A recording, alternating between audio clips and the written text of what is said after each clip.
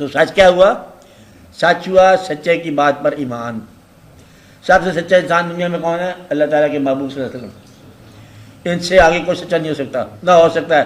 اگر آپ نے ان کے علاوہ کسی کو سچا مانا، ایمان برباد۔ ہماری طرف سے تمہیں اسلام سے نکلنے کی اجازت ہے، جس نے حضور پاک کے علاوہ کسی کو سچا ماننے کی کوشش کی۔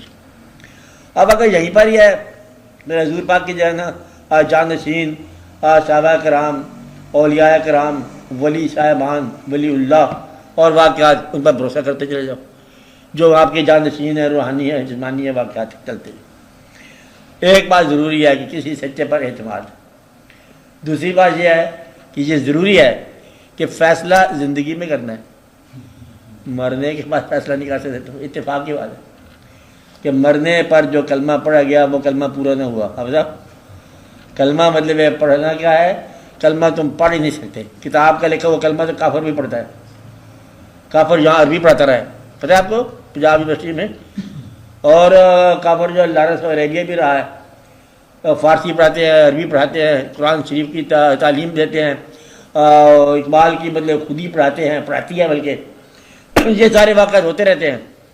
حضور اکرم پر کتابیں لکھتے ہیں کافر اور نہیں مانتے۔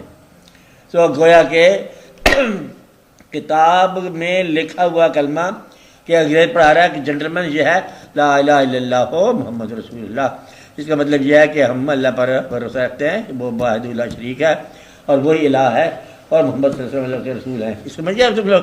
اچھا نو وی کنٹینیو، وہ کلمہ میں نہیں پڑھا۔ اسلام پسند سب سے اچھا جج کارنیلیس ہے، عیسائی ہے۔ میرا مطلب ہے اسلام پسند ہونا تو مسلمان ہونے کی بات نہیں ہے نا۔ حضور اکرم کی زندگی پر کتابیں لکھتا ہے تو مسلمان ہونے کی بات نہیں ہے نا۔ ماننا اپنے لیے اپنے پیغمبر کے طور پر یہ ہے۔ تو گویا کہ سچے کو ماننا ضروری ہے، باقی خالی جو ہے پڑھ لینا علم جو یہ نہیں ہے۔ تو گویا کہ اسلام میں کیسے داخل ہوتے ہیں؟ کلمہ پڑھنے سے داخل نہیں ہوتے۔